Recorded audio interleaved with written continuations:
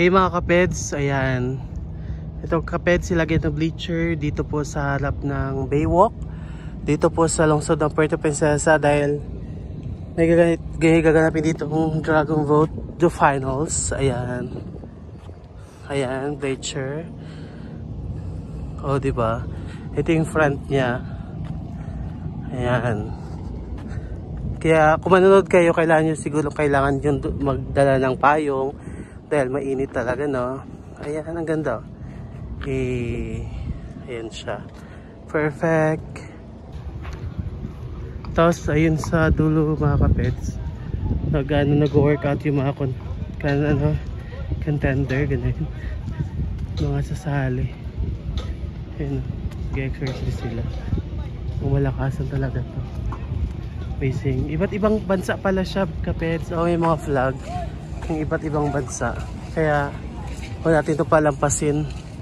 Ayun, kailang Dragon Boat. Ito na.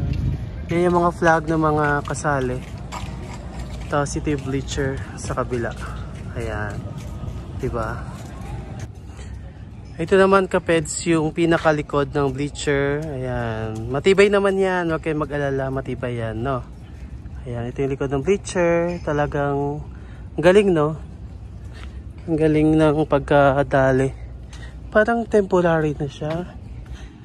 Hindi ko ako guys kung temporary na siya kasi ayan nilagay talaga sa binaon talaga siya sa may semento talaga siyang may pundasyon. Ayan, may pundasyon siya. Ayan. Ayan yung pundasyon niya Hindi ko lang sure kung temporary na siya o permanent. Ayan siya. Nakadikit na siya sa pero pwede din siya tanggalin anytime kasi inassemble lang siya. Inassemble lang siya. Pero ang galing. Galing-galing.